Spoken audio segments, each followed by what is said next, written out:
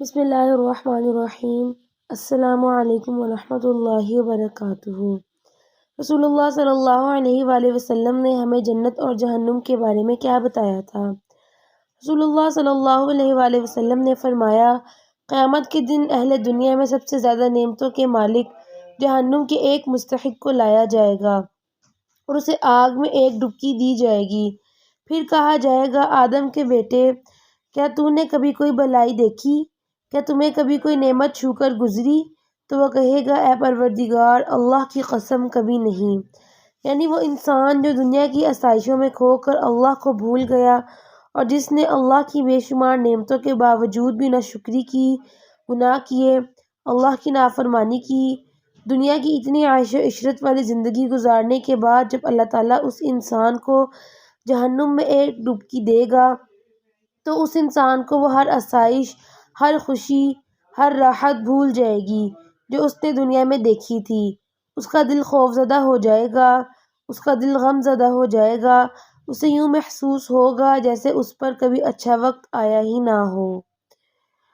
پھر رسول اللہ صلی اللہ علیہ وآلہ وسلم نے اپنی بات جاری رکھی اور مزید فرمایا کہ اور دنیا میں سب سے زیادہ اذیتیں سہنے والے جنت کے مستحق کو لایا جائے گا اور اسے جنت کی کسی نہر میں ایک غوطہ لگوایا جائے گا۔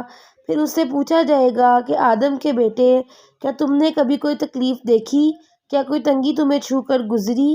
تو وہ کہے گا، نہیں، اللہ کی قسم، اے پروردگار، مجھے کبھی کوئی اذیت نہیں اٹھانی پڑی اور میں نے کبھی کوئی سختی نہیں دیکھی۔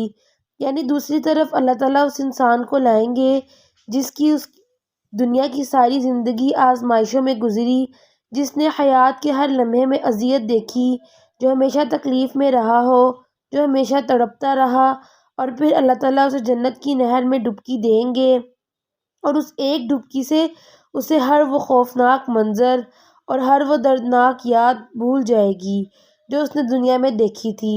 یعنی اس کا دل خوش ہو جائے گا، اس کے دل کو راحت نصیب ہو جائے گی، اسے اطمینان حاصل ہوگا۔ رسول اللہ صلی اللہ علیہ وآلہ وسلم کی اس حدیث سے ہمیں کیا سیکھنے کو ملتا ہے؟ رسول اللہ صلی اللہ علیہ وآلہ وسلم ہمیں اس حدیث سے یہ سکھانا چاہتے تھے کہ دنیا کی کسی بھی آزمائش کا مقابلہ ایمان سے نہیں کیا جا سکتا۔ قیامت والے دن مال اور طاقت کو دیکھ کر اللہ نے فیصلہ نہیں سنانا، بلکہ تب اللہ نے ایمان دیکھ کر فیصلہ سنانا ہے۔ ایمان ہی ہے جو جنت کے لوگوں کو جہنم کے لوگوں سے جدا کر دے گا۔ ہمارے لیے سب سے بڑی آسائش ہمارا ایمان ہے۔ اور دوسری بات ہمیں یہ سیکھنے کو ملتی ہے کہ اگر اس دنیا میں ہمیں اللہ کی راہ پر چلنے کے باوجود بھی غم ملتے ہیں تو ہمیں نا امید نہیں ہونا چاہیے، کیونکہ یہ دنیا غم کی ہی جگہ ہے۔ اس کے بعد خوشیاں آنی ہیں، اس کے بعد راحتیں آنی ہیں۔ ہمارا ایمان ہماری سب سے بڑی لگژری ہے۔ ہم یہ سوچ سوچ کر خود کو کیوں ہلکان کر لیتے ہیں کہ اللہ نے ان لوگوں کو اتنا کیوں دیا ہے جو اللہ کا کہا نہیں مانتے یا جو ان چیزوں کے قابل نہیں ہے۔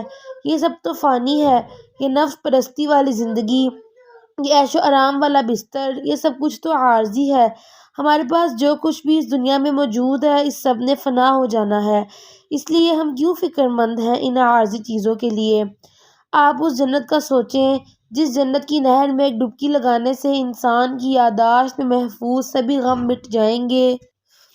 اس سے بڑی آسائش بھی کوئی ہو سکتی ہے کہ قیامت والے دن اللہ ہمیں اپنی جنت میں جانے کی اجازت دے دیں تو دنیا تو اللہ کی جنت کے سامنے کچھ بھی نہیں، اور وہ جنت تو ہمیشہ رہنے والی ہوگی۔ تو کیا آپ نہیں چاہتے کہ آپ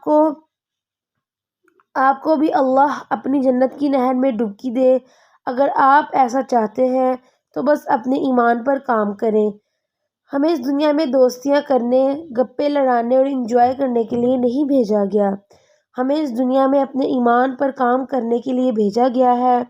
یہ دنیا ہمارا صلہ نہیں ہے، دنیا ہماری آزمائش ہے۔ یہاں ہم صرف اور صرف پوائنٹس بنانے کے لیے آئے ہیں، وہ پوائنٹس جن کے ذریعے روز محشر یہ فیصلہ کیا جائے گا کہ ہم جنت کے حقدار ہیں یا جہنم کے۔ ایمان والا وہی ہے جو عمل والا ہوتا ہے، اس لیے کوشش کریں کہ دنیا کو دنیا ہی سمجھیں، اجر نہیں۔ یہاں ہم اعمال اکٹھے کرنے آئے ہیں، اب فیصلہ آپ کو کرنا ہے کہ آپ کو اچھے اعمال اکٹھے کرنے ہیں یا پھر برے اعمال۔ اب یہ ڈور اللہ نے آپ پر چھوڑ دی ہے کہ آپ کو دنیا والوں جیسا بن کر اپنے نفس کو مطمئن کرنا ہے یا پھر اللہ والوں جیسا بن کر اللہ کو راضی کرنا ہے۔ میں اکثر سوچتی ہوں کہ ہماری ایوریج زندگی 50 سال تک ہی ہوتی ہے۔ بے شک موت کا علم صرف اللہ کو ہے، لیکن اگر ہم زیادہ سے زیادہ بھی زندہ رہنے کا اندازہ لگائیں تو 50 سال یہ عموماً لائف ریشو ہے۔ تو اس کے مطابق ہم گناہ ان 50 سال کے مزوں کے لیے کرتے ہیں۔ اس کے بعد جو ہم نے باقی سارے سال گزارنے ہیں ان میں ہم کیا کریں گے؟ زمین کے اوپر ہم نے اتنی دیر نہیں رہنا جتنا زمین کے اندر ہم نے رہنا ہے۔ تو پھر ہم کیوں زمین کے اوپر والی زندگی کو اتنی اہمیت دیتے ہیں، جبکہ وقت تو سارا ہم نے اس کے اندر ہی گزارنا ہے۔ تو آپ نہیں چاہتے کہ آپ اس زمین کے اندر رہنے کا سامان اکٹھا شروع کریں۔ آپ کو اگر پتہ ہو کہ کل طوفان آنا ہے اور اس طوفان نے آپ کے گھر کو اڑا لے جانا ہے، تو آپ بیٹھ کر گھر کو سجائیں گے یا پھر اس طوفان سے بچنے کے لیے کہیں دور بھاگیں گے نا؟ اور ظاہر یہ ہے آپ پھر بھی یہ بھی سوچیں گے کہ پتہ نہیں کتنا لمبا سفر ہوگا، اس لیے میں کھانے پینے کا سامان بھی رکھ لیتا ہوں تاکہ زندہ رہ سکوں۔ ایسا ہی کریں گے نا؟ تو پھر یہاں تو آپ کو پکا پتہ ہے کہ ایک طوفان ہر صورت آنا ہی آنا ہے، اور مزید خوفزدہ کر دینے والی بات یہ ہے کہ وہ طوفان کب آ جائے کچھ پتہ نہیں، ابھی بھی آ سکتا ہے۔ جب آپ میری یہ پوسٹ پڑھ رہے ہیں، جان تو 1 سیکنڈ میں نکل جانی ہے، تو پھر آپ اس طوفان سے بچنے کی تیاری کیوں نہیں کر رہے؟ آپ کو نہیں پتہ کہ آگے کتنا لمبا سفر ہے؟ اس سفر کا سامان کیوں نہیں باندھ رہے آپ؟ اپنے بیگ کو تیار کریں، اپنے بیگ میں نمازیں رکھنا، تسبیحات رکھنا، دعائیں رکھنا، اچھے اعمال رکھنا شروع کریں۔ بہت لمبی مسافت ہونی ہے یہ، سوائے ابھی سے اس کی تیاری شروع کریں گے تو ہی بچ سکیں گے۔ تیار ہو جائیں، اب تیار ہونے کا وقت ہے۔ اگر آپ کو یہ ویڈیو اچھی لگے تو اس ویڈیو کو لائک کریں اور اس ویڈیو کو زیادہ سے زیادہ شیئر کریں، تاکہ جتنے لوگ ان کو نہیں پتہ وہ اس ویڈیو کو دیکھیں اور اس سے جو ہے نا سبق حاصل کریں، اپنی تیاری شروع کریں اور چینل کو سبسکرائب کریں۔